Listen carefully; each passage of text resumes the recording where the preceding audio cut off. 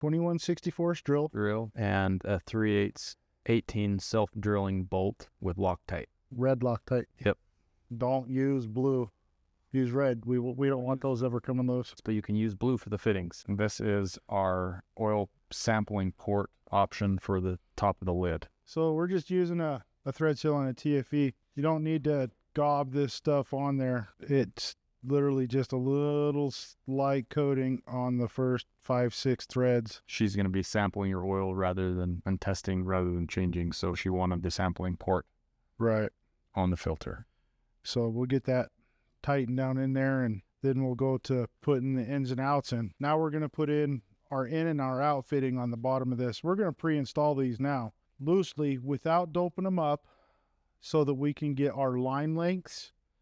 And then once we get our line lengths figured out and we go for final install, then we'll go ahead and dope these up and get them put in. And again, we're just going to do a loose fit on everything. Not until we get everything built the way we want it are we going to tighten stuff down and everything. And when we do go to tighten this down, I will be using Loctite on these as well. Last thing you want is for that to loosen up on you while you're going down the road, end up dragging your can behind you, and that's not a good thing. Now I'm going to toy around here with an idea while we do this, where I turn the cam like this, so when we do a final tighten down, it puts this clear up out of the way. We could even bring it as far as to bring it to right about here. Which one is this one coming from? I like to do the long one first so that you know you got enough left for the short ones. Okay. So what we're going to be looking for in here is you want to make sure that the rubber hose is all the way up to the inward stop. I know it's really hard to see through this, but you can see it in person when you're doing it. If you don't see that rubber hose all the way stopped up in there, you ain't in far enough. In my case, you need a little bit more. I think you're there. We're there. Let's go to the other side. Same thing on this one. And put a little lube on the nipple before we start going down in there. So while you're tightening this down, put your thumb on the back of that where the line reaches the collar. Yeah. And just kind of hold your thumb there, and it's going to let you know if you're pushing the hose out, and we are not. So we're good to go. Now this thing doesn't have to be 250 foot-pounds of torque. You're literally going to just bottom this thing out. Touching. Like that.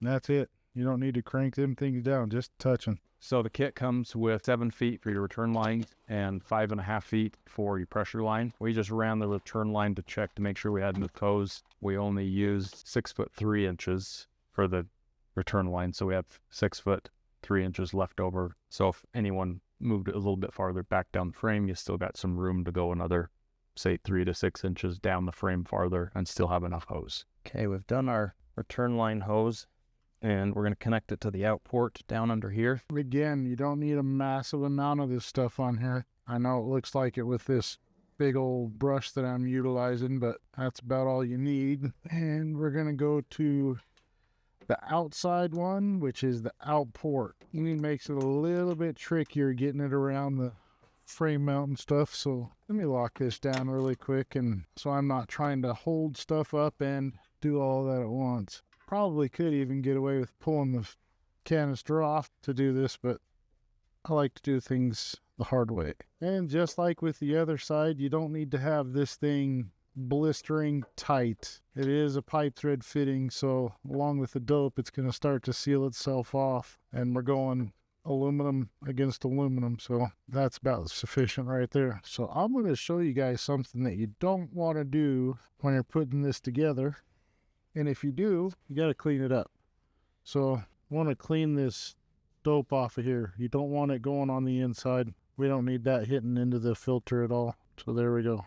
We got her cleaned it. Double check that one. We're good to go. Now, while we're here, I'm going to take these bolts for the frame mount bracket to the filter canister, and we're going to put some Loctite on them and get them locked into place, because we're pretty much done for under here. And if you're going to do one where it's coming in and out, you're going to want to use lock washers. Or blue Loctite. Or blue Loctite, yeah. Because it's not like this thing's going to be coming out every other week. I'm going to get the Allen for this so that I can turn this sampling port to the top. We don't want a rock or something getting kicked up from the tire and breaking it off. So there we go. Now I need to 35 foot-pound. It has a swivel. Yeah. So what we mean by this cool little port right here, when you pull that cap off, when the engine is running, you push on this, it's going to give you a steady stream of oil. It's just a little stream. That way, when you're taking your sample, you can literally hold it right here, push that, take your sample till it's full, and bada bing. Okay, so what you're going to be taking a sample of right here is unfiltered oil direct from this canister. It comes in, hits this lid, and then goes back through the substrate and then back into the engine.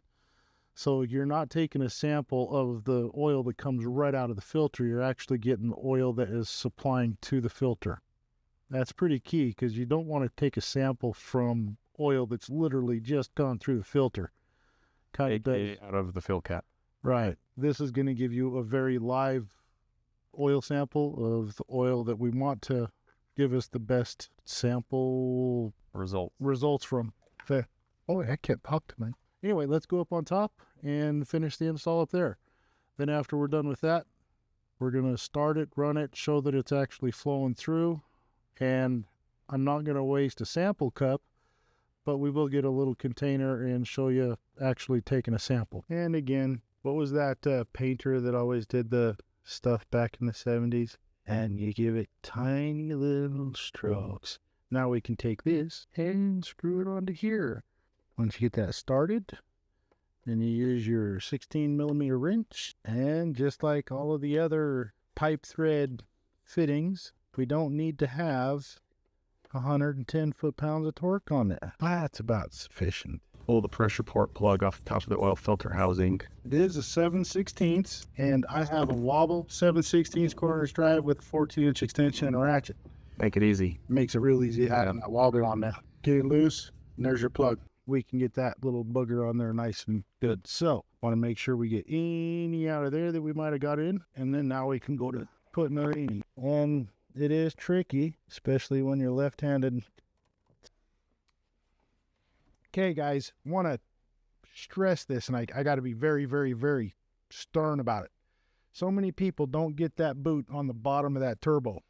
Now you're sucking in all kinds of dirt. You got to make sure that all of your boots are engaged completely and tightened sufficiently. You don't have to crank them down to where you ruin the clamp, but you need to have them to where you can't just pop the boots off. And if you get an oil sample that has a high silica content, yeah, you probably didn't get your boot on all the way. That's right. You did have that one, huh? The system installed. Drain plug is tight. We're going to replace that oil filter. And then we're going to start dumping some good oil in this thing. And we're going to fire it up and give her a test drive. Lorenzo's 5W40 with the TS2 guard. Alrighty guys, so here we go. Fired it up, got the air burped out of the system. There's the flow rate in which you're actually going through that bypass filter. Minute, 1 quart per minute. Yeah, it's not going to be at idle, you know. So higher the pressure, the more it's going to flow. So, but that right there is enough to do what we want it to do.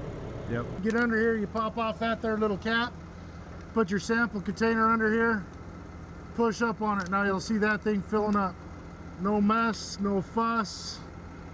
That's how easy it is to take an oil sample on one of these. You have to get this. You should. You don't have to, but highly, highly recommend that sample port.